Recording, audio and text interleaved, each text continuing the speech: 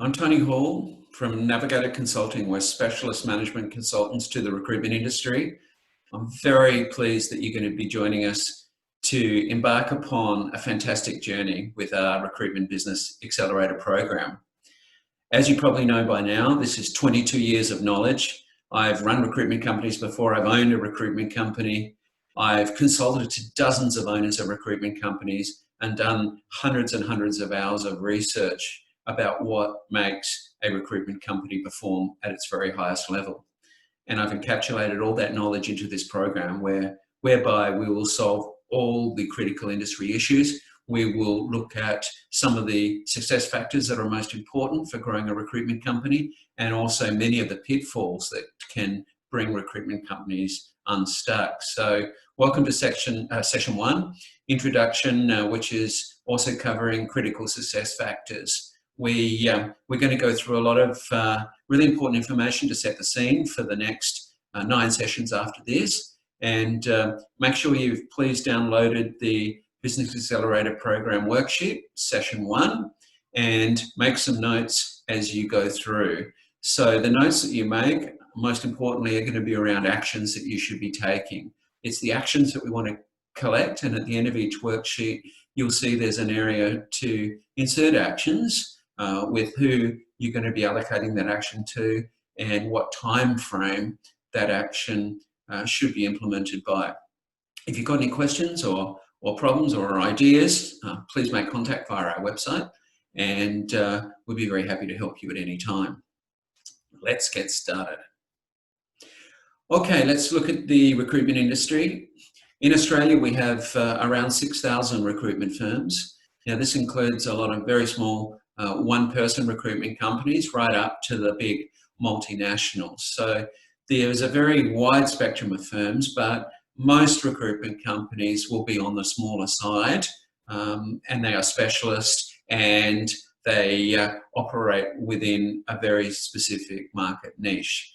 Approximate revenues for the industry is around $11 billion, which is a massive amount. It's an industry that has done extremely well over the years and not necessarily recognised as one of the powerhouses of the Australian economy. But that number shows us that the recruitment industry is makes a very big contribution to the Australian economy. Now, you'll know that there are very low barriers to entry to the recruitment industry. Anyone can pretty much start up a recruitment company. There is some licensing creeping in for the states, and particularly around labour hire, whereby a great degree of rigour is required in terms of safety, workplace health and safety, and other factors.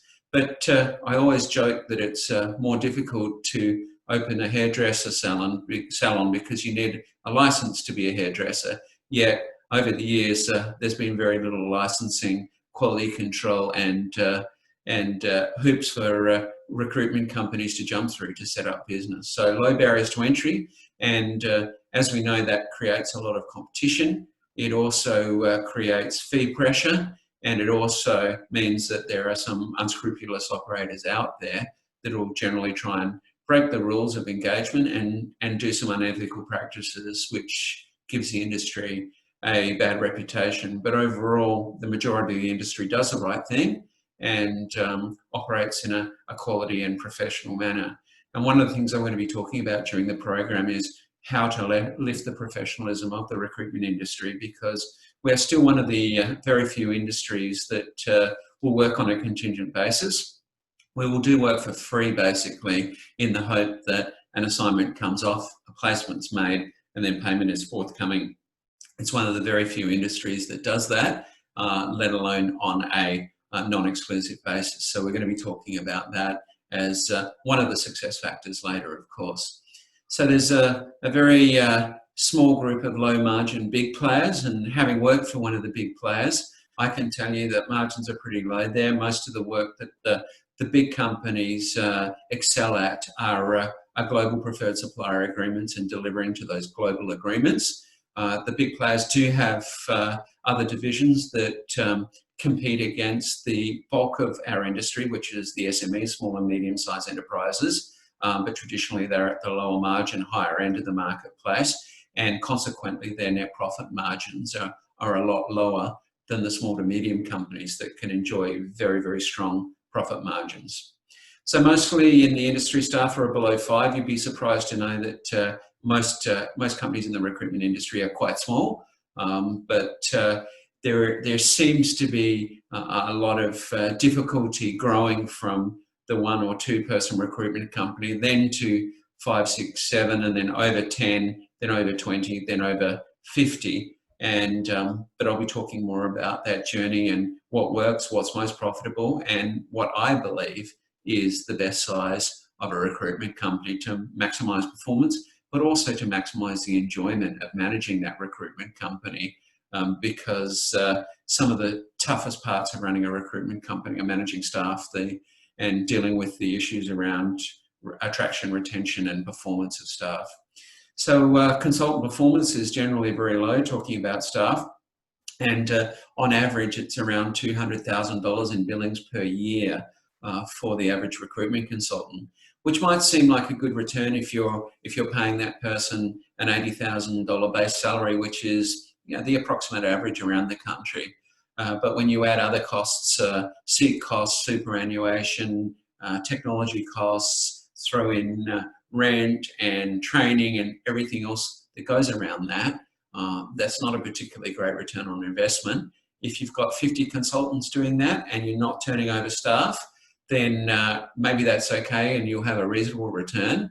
But what we really want to be achieving is a smaller group of high quality consultants billing double that and returning the business a much higher level of profitability and consistent profitability with low staff turnover. It's very difficult to grow a recruitment company. There's no doubt about that. It's very difficult to source good quality people, and it's really good to retain and encourage the performance of great recruiters. And this is a topic we're going to cover in 2 sessions because it's so important.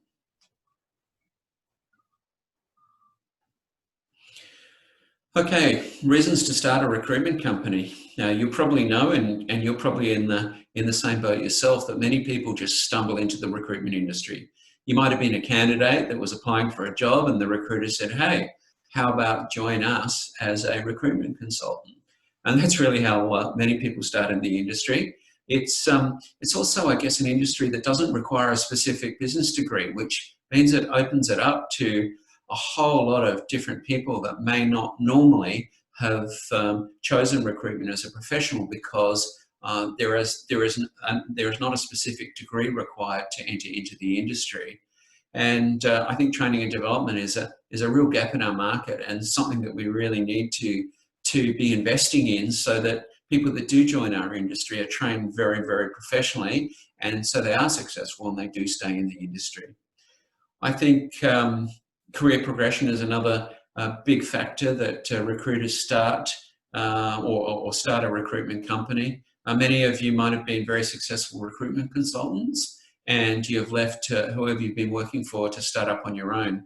And generally that happens because really around remuneration and flexibility and autonomy. A good recruiter that's billing a high amount, say the 300,000 or 400,000 that we really hope that each professional recruiter will be remunerated or will be billing, and then have a sizable remuneration on that.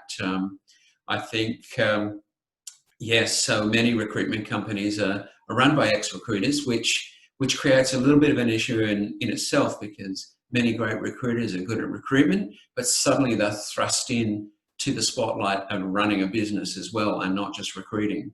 And I use the E-Myth analogy a lot. Michael Gerber's book is really good about this. You have the skill to be a really good technician as a recruiter, but overlaying the skill of being a manager and a leader and a motivator and a business operator are completely different skills that require a whole lot of new learning. And what I'm going to be doing in this program is really trying to make sure that you've got all those additional aspects of a great leader to go hand in hand with great recruitment skills. So others start a recruitment company to have the autonomy of running your own business, and many of us have had that entrepreneurial calling. There is a huge degree of freedom and flexibility associated with that, but the trade-off is very long hours, a huge amount of responsibility, and a lot of pressure to perform. As I mentioned before, a larger share of billings might be a motivator for people to start their own recruitment company. And really, it's easy to start a recruitment business pretty much overnight. You can register a company name, you can get a basic website up and running, and you can start calling clients and candidates and matching them together with a really good recruitment management system to back you up. And the final reason that people start a recruitment company is the returns can be very high.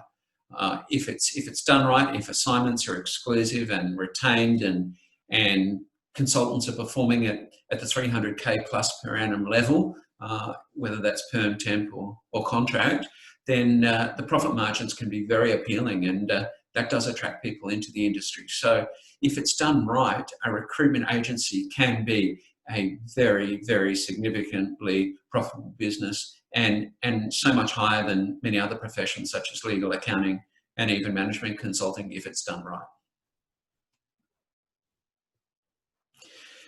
So here's the typical recruitment agency. As I mentioned, most are less than 5 staff, and there's sort of this wall of resistance that makes it difficult for many owners to get past the 5 staffing level, and I'm going to be helping you with that during the program. There's a small level of profitability. I've seen many recruitment companies out there and worked with many of them, and so many are returning less than 15% in profit margin, and even making losses at times, which in boom times is just totally a big problem.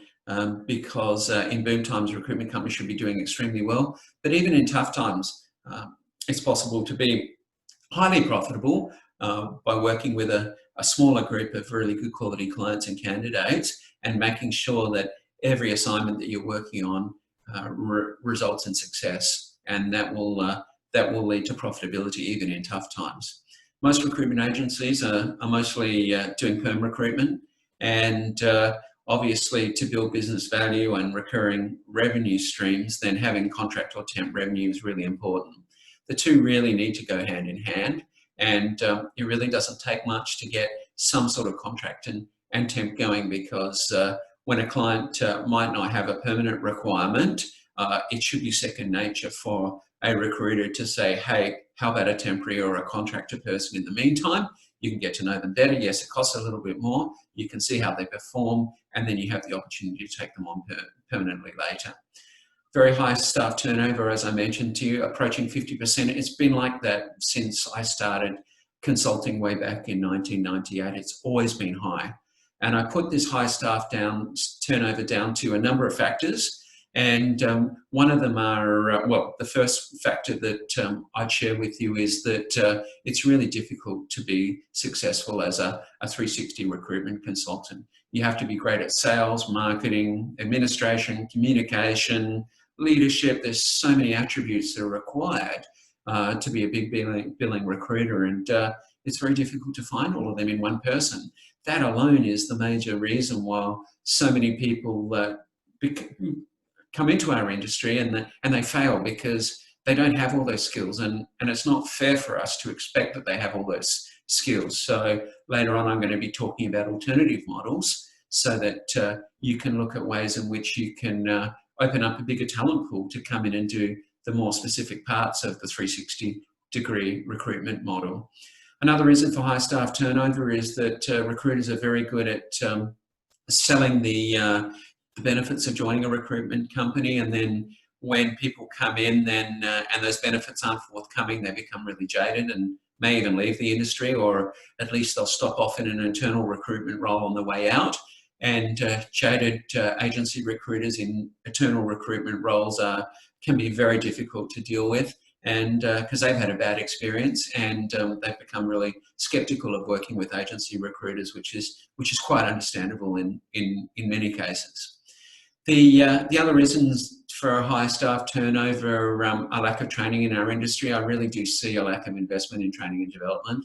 On the desk training is just not good enough. There needs to be a structured program There needs to be strong mentoring, and there needs to be external training as well from professional trainers, not just the owner of a recruitment company who may have worked for only one or two other recruitment businesses and is very set in that way of recruitment, but that way of recruitment might not necessarily be the best.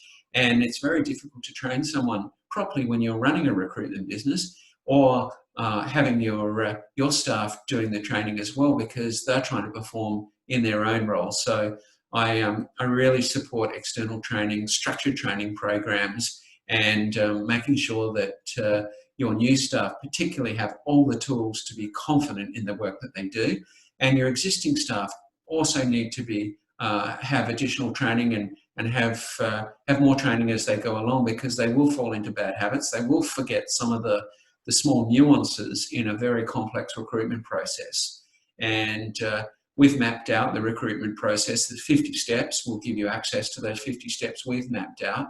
And that's an incredibly long recruitment process, one that means that there's so many ways in which things can go wrong.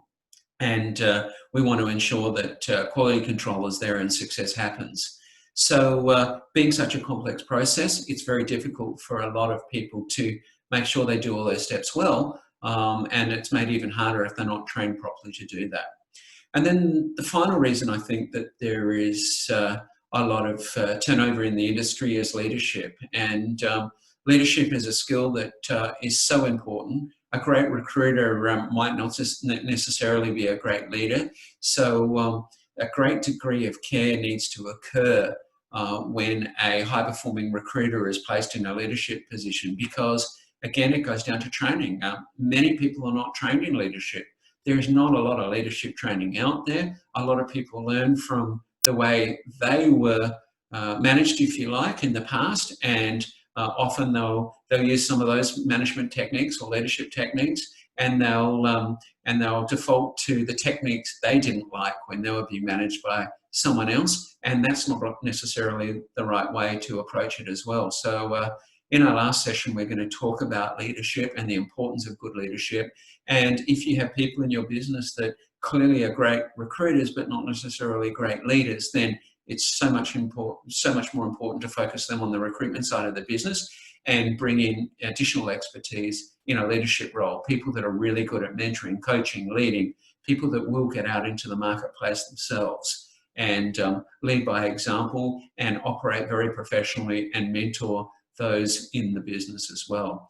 And I really encourage a career path for the people that you do bring into your business. And it may not be to team leader. It might be going through the ranks of consultant, senior consultant, practice manager, that sort of area, so that, yes, they can be learning how to lead, grow and mentor, but they're taking the journey slowly, and that you can invest time and effort into developing your leaders.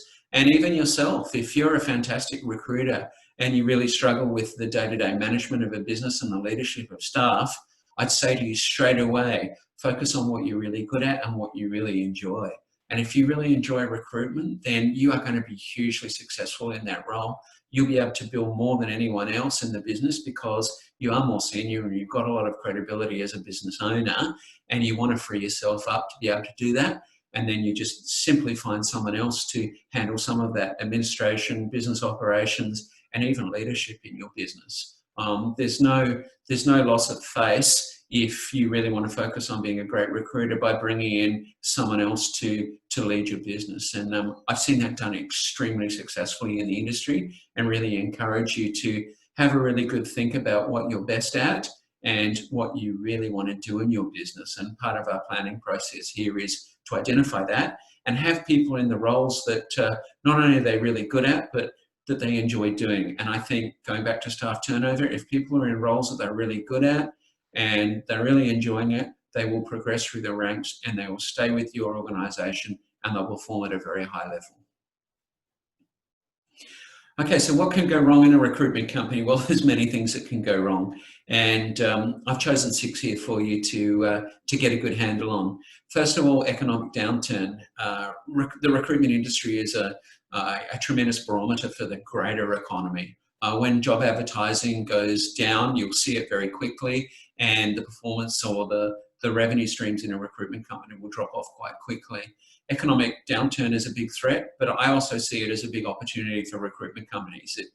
It clears out the unscrupulous and low profitable players, and it really gives existing recruitment companies the opportunity to reinvent themselves, to adjust to a new market, to really focus down on good quality candidates and clients, which I've mentioned to you before, and so that the business is more profitable. It might be smaller, but it's more manageable and it's more profitable, and you will get more enjoyment out of it. I actually like downturns because downturns really give quality players a much better opportunity to stand out, because there's less noise from the players that aren't so good. And once things settle down, the quality players will come out of an economic downturn or a recession much stronger. And it's been shown time and time again over the 4 downturns that I've been through that quality recruitment companies come out of any downturn even stronger than they were previous to that. So the other major problem that can go wrong is poor staff performance. Recruitment companies tend to hire quickly and to fire slowly, and it should be the other way around. Of course, you should hire very slowly and really make sure you're getting great people. We're going to talk about the attraction and the recruitment process of your own staff later. But hiring the wrong people, putting them in the wrong roles that aren't suited to them and don't play to their strengths, and managing them poorly, and then what happens after that is you'll have a group of very marginally performing recruitment consultants that require a lot of work and aren't necessarily returning good margins to the business. So poor staff performance is one of the one of the ways in which recruitment companies can come unstuck really quickly, and increasing staff performance is one of the quickest ways, and obviously, of improving the performance of a recruitment company. What else can go wrong? Strong competition. If you're in a market where you're not specialising, if you are a generalist, then you'll have many more competitors. But if you've spent years developing a very strong market presence in an area of specialty, then you'll obviously have less competition. And competition is obviously healthy because you can stand out, and clients that have had and candidates really that have had a poor performance with one recruitment company, when they come to yours, they're most likely to stay loyal to you if you do give them a great experience and a great result. So strong competition is a double-edged sword. It's good to have competition on one sense, but if you're focused on a very, very broad offering, then that level of competition can put a lot of fee pressure, decrease your margins, and make it more difficult for you to make regular, more exclusive and retained placements. What else? Clients recruiting themselves. Your competition is really not your biggest group of competitors, and you really should be focusing more on convincing clients that outsourcing to a recruitment company is really more beneficial to them, and the factors or the benefits of outsourcing to an agency are many. It means that clients can really focus on the work that they do, and that they're not sifting through resumes, they're not going through a very, very complex process, which, as we've talked about before, should be around 50 steps. And if a client's going through a proper 50-step recruitment process and doing it themselves, how possibly can they concentrate on their day job if they're a line manager? And HR are good at human resources, but their strength in recruitment, that's not their area of specialty. So again, an agency has many years of specialising in recruitment, knows the process, and more importantly, has a network. Whereas a company will not have the same level of network that a recruitment agency does, that has been interviewing hundreds of candidates over the years and has met with many companies. Your network and your market presence, your market knowledge is going to be so much stronger than a client. So cost alone is not a factor. Cost is the driver for companies to bring in internal recruitment teams. And obviously that's a false economy often, because if they don't have good quality internal recruiters that really understand the market and are not overloaded with 50 to 60 roles on at one time, then it's a false economy. They won't get good results, and line managers will be very, very disappointed in the process. And consequently, they'll be recruiting poor people that will end up leaving because they don't enjoy the job or they haven't been performing in it. So clients recruiting themselves should be the real focus. And obviously there's panels and preferred supplier agreements at the top end of the market. We'll talk about them later.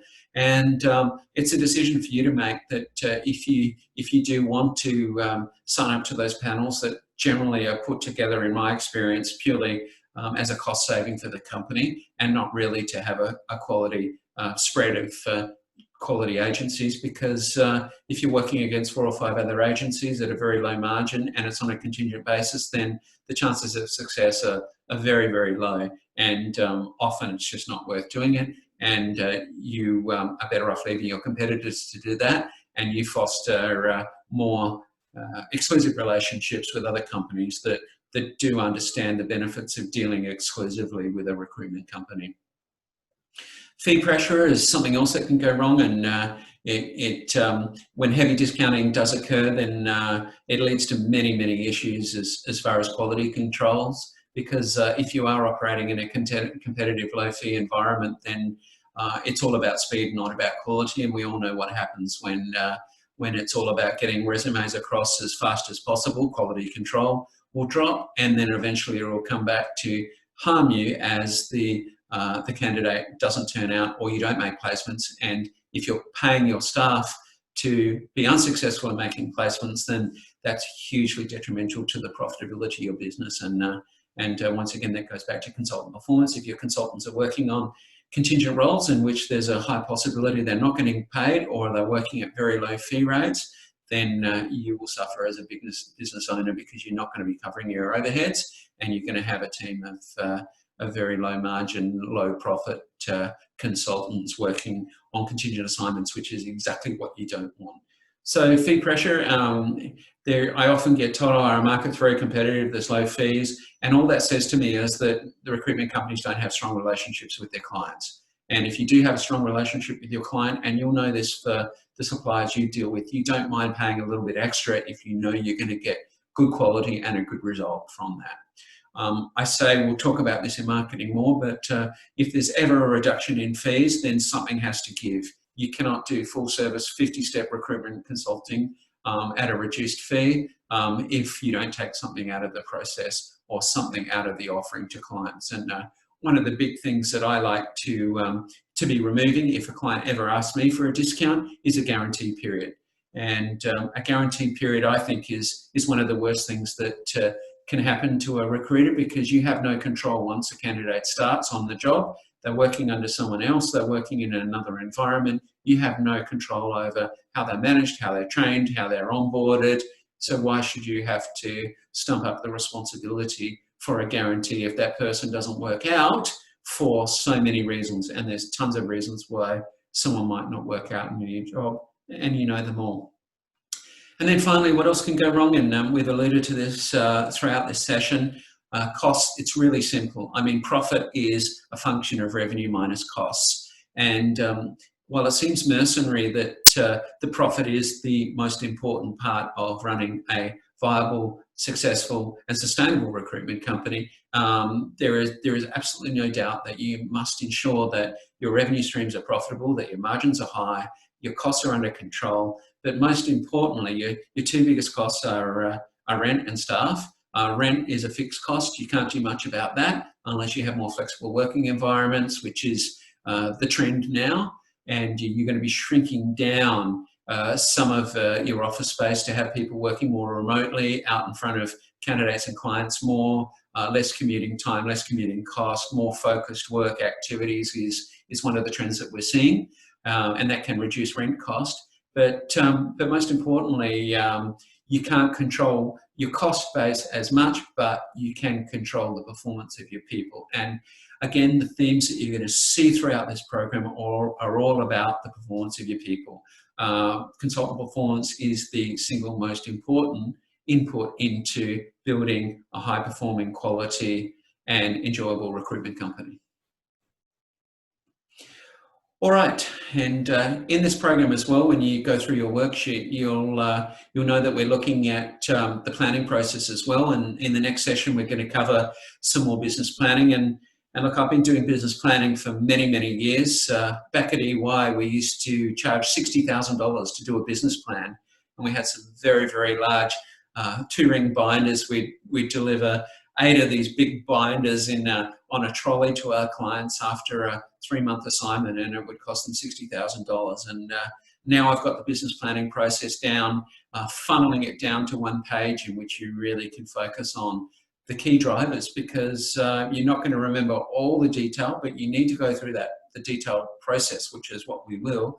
But then you need to funnel it down to one page, which you can pin up anywhere you like around your house, around your office, to really focus on and not be distracted by all the many activities that can go on and distract from the profitable running of a recruitment business. So the planning process, we're going to cover some of the critical success factors for recruitment firms and how to maximize them. We're going to look at the current state of your business. There's a business health check for you to do. There's a link on the end of this presentation and also on your worksheet to go through our very quick, it's a 10-question health check, and it really identifies where your recruitment business is at and gives you immediately ideas on the areas you need to focus on. So as a diagnostic tool, this very, very, very quick analysis of your business will be very helpful. And then we're going to focus on goals and objectives. So we need to know where you are at now, but most importantly, where do you want to go? And this is what it's all about. Where do you want to take the business? I've always remembered Stephen Covey's, he wrote The 7 Habits of Highly Effective People. I always remember his statement, begin with the end in mind. And I actually met him personally in a lift in Las Vegas once when I was over for a conference. Must have been 15 years ago when he was still around. And I remember meeting him and he was so friendly. He said hi to me and I said, I just want to tell you the most important statement you've ever made that's going to stay forever in the realms of business knowledge is begin with the end in mind. And he smiled and he said, that's really good. I'm really glad I've made a difference. So he was a lovely man. And so if you haven't read The 7 Habits of Highly Effective People, if you haven't read The E-Myth by Michael Gerber, they are 2 of the quintessential books that really helped me in the early days of my consulting and are absolutely perfect for business owners. And if you don't at least read the books, please Google the summaries and reviews and you'll pick up a lot of knowledge there. So beginning with the end in mind, where do you want to take the business? And then what this process is all about is how we're going to get you there and how to avoid the pitfalls of what can go wrong as far as getting to that final goal, and what else to improve in your business to ensure we're supercharging your business. And you need to create a strong foundation. Big is not necessarily better. I'll talk about that later as well. You don't need to grow a really big recruitment company. You do need to grow a recruitment company that's easy to manage, that you enjoy running and is very profitable, because then if times get really tough, it's going to be sustainable through tough times. And also you're going to be building value, you're going to be building revenue streams so that you do have succession at the end. So a strong foundation is really important, and I'm going to give you all the ideas that you need for a strong foundation. And then you need to plan and execute. So planning, yes, what needs to happen, who needs to do it and by when, setting deadlines and having a degree of accountability is really important. So only you can have a mentor such as myself, or I sit on the advisory boards of recruitment companies so that I can help with a very friendly level of accountability, so I can make sure that owners do implement what we've agreed to do, but the implementation and the execution are more critical than anything. Many of us have the knowledge to do things. Many of the things that you'll be covering with me in this program, you go, yeah, I already knew that. But the question is, are you doing it? And one of my favorite expressions is, we know what to do, but we must do what we know. So we have to execute. And execution is the hardest thing. We're busy. We'll second guess ourselves all the time.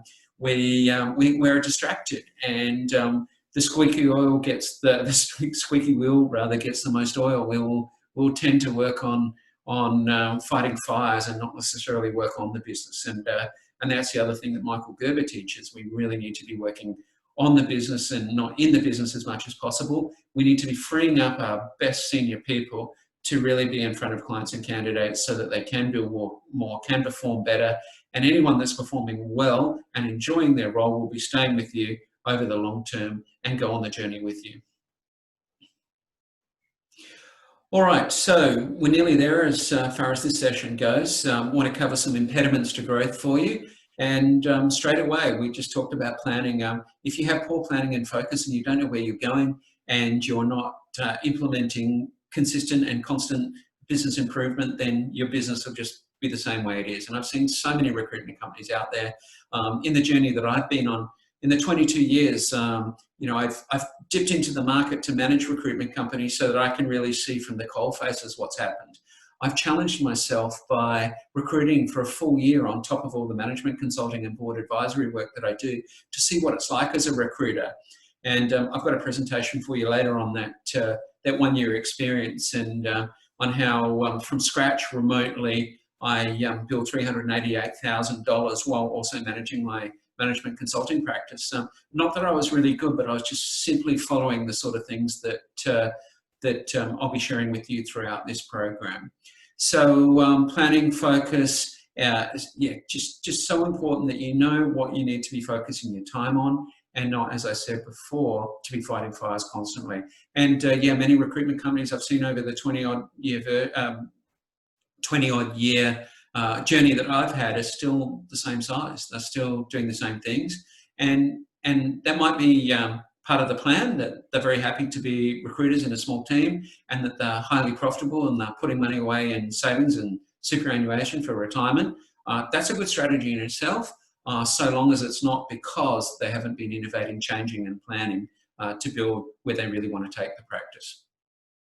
So other implements to growth are no USP or no specialisation, and we're going to cover this in marketing, but the USP, as you well know, is a unique selling proposition. You really need to be able to stand out from competitors. You need to first of all convince clients that they shouldn't be recruiting themselves, and you need to be constantly articulating and communicating the benefits of them using a recruitment agency. Then you need to be selling them on the benefits of using your recruitment agency. And every recruitment agency that I've surveyed over the years said that their major USP or unique selling point is that they provide a quality recruitment service. So if every recruitment agency is saying that they are differentiated by providing a quality recruitment service, then no one is, because everyone's saying the same thing. And that's why we invented best practice certification as an independent way of which recruitment agencies can say, hey, we've been through a very rigorous program to show we are a quality recruitment company, and here's our certification that we got from an industry expert company. Specialisation, really important. You can be a generalist recruitment company, of course, but you must have areas of specialisation within that generalist company, and the people that are working in those specialist spaces need to know their markets back to front. And I'll be covering that as well, on how to do that, how to be a real expert in the areas in which your people are operating in. And you need to be coaching your staff on how to do that, just as you've done it in the past, to become really good at the area you're specialising in. Lack of new and repeat business is a big impediment to growth. It's really costly to bring on new clients. It's really costly if you've spent a lot of money to nurture and bring on a client, and then it doesn't work out so well, and then there's no repeat business forthcoming, and you have to start all over again. So constantly looking for new business, churning clients, churning candidates is really not a great way to operate, and it's expensive, it's demoralising, and it's very difficult to manage. Here it is again, weak staff attraction. If you can't attract good people into your business, if you can't retain them, and if you can't coach them and mentor them to perform, your business will not grow. It's as simple as that. And once again, this is, as you've already picking up from me, is the critical area in any recruitment business, coupled with really strong leadership, coupled with good marketing, good specialisation, and a USP or unique selling proposition that I'll help you develop in this course, so that you can really stand out as a leader, and that you'll get a lot of incoming work coming your way. High staff turnover is an impediment to growth. There's many problems with high staff turnover. I mean, obviously it's hugely costly. You've got to retrain someone else. You've got to recruit someone else. There's the lack of morale that goes with high staff turnover. You'll find it increasingly harder to attract more people into your business if you do have high staff turnover, and it will impede the performance of your existing people if they see lots of people leaving the business, because they'll start questioning themselves why they're remaining, and that can affect their performance, their motivation, and their overall morale. And obviously, it affects the culture of your business. So anything that can be done to reduce staff turnover and all these factors here. I mean, this in itself, if you just sat down and looked at these 6 areas here, what actions do you need to put in place? And once again, don't forget to be putting some actions at the bottom of your worksheet that you've got in front of you as well, and or that you're going to go back to after you've watched this session. What actions around these 6 areas. This is a really key part of what we're doing, and we're going to dig down and go into more detail on each of this throughout the program. Finally, lack of clear leadership. I mentioned that to you as well. If you don't have good leaders in place, whether they're team leaders, whether they're a leader of the company, and as I said before, don't be too proud to say, hey, maybe this is not my skill. Your business will absolutely thrive if you bring in someone that their real skill is leadership, mentoring and coaching. It means you don't have to worry about that stuff. You can focus on, say, doing high-level executive search assignments because you love recruitment and you're really honest with yourself and you say, hey, that's what I really like doing. Because then you'll build, 500,000 or more if you can be focusing on doing something you like at the very senior end, because you'll be so much more successful than your junior staff because you can get in front of senior people a lot quicker and a lot easier. You'll have a very strong network that you've developed over the years that you can draw from. And anything that you build as a business owner is highly profitable.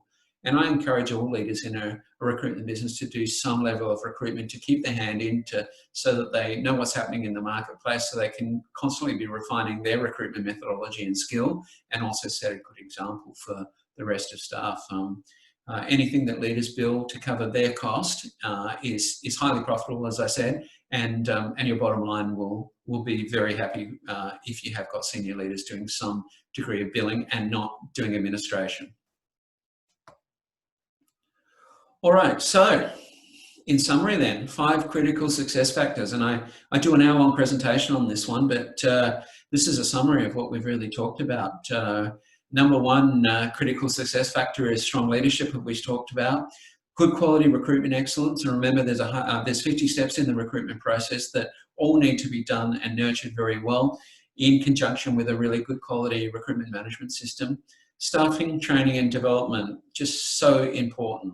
The recruitment company that I co-owned and bought into back in 2003, one of the single biggest factors for turning that business around and building it into a high-performing business was staff training and development. We spent a lot of energy into good quality training and development, recruiting the right people and really retaining staff and encouraging them and mentoring and coaching them to perform really well. It's the engine room of your recruitment business. The other successful factor is business planning, as we've talked about, and having a succession plan. Begin with the end in mind. What are you trying to do with the business? Where are you trying to head? And there will be so much less pressure and stress if you know where you're taking your business, as opposed to just chasing your tail around the hamster wheel every day on a day-to-day basis, just fighting whatever fire comes up and trying to hope for the best. If you've got a succinct plan and you know where you're heading with the business, you'll be so much happier and you have a lot more focus. And finally, specialization is so important, really, to understand your market, to have knowledge in that market, to be a trusted advisor in your market, for clients and candidates to really know you're a high-quality recruiter and your people are high-quality recruiters, and that your people are playing to their strengths, and that they really know their market, they know people in the market, and they know the dynamics of their market. They're reading all the press in their market. They're writing articles about their market. They're looking at who's moving in their market. They're having conversations constantly with clients and candidates about what's happening in the market, so that clients and candidates instantly know that they've come to the right person and that they will want to build a more exclusive relationship with you if they know that you are a specialist and you are a trusted advisor in the sector that you're recruiting in. Okay, so that's the end of session 1. I hope you enjoyed it. I hope you've got a great foundation, if you like, for the other 9 sessions that we're going to be covering. So please complete the recruitment business health check. There's a link here, but there's also a link on your worksheet, and there's a link on the front of our website, or you'll find it in our website. And please download the Blueprint for Profit Maximisation, which is everything that we've learned over the 22 years on what makes a great recruitment company. It's in one page. And you might think, hey, we're giving you everything right at the beginning here, but we're going to be drilling down into the detail of each of these ideas so that you know how to implement and what to implement. Because as I said before, it's all very well to have this knowledge. You've probably got some of this knowledge, at least 50 or 60% of this knowledge. I'm here to help you to gain the rest of that knowledge, but most importantly, I'm here to help you, encourage you to implement the knowledge, which is where change and improvement does happen. So please complete the worksheet now that you have. There's some simple questions around this content that you can be asking yourself, which will really help you to know where you're at and what you need to be doing, and then log some actions as well. And if you want to share that worksheet with me at any time, please feel free to do so. I'm happy to comment on it. And then the next step for you, once you've done that, is to go and start session 2. So thank you very much for joining me. I hope you found it interesting today, and I hope you inspired and motivated to keep working on the course, because I'm very, very confident that it's going to help you to improve and grow your business, and even more so help you to enjoy running a high quality recruitment company. So thanks for joining me.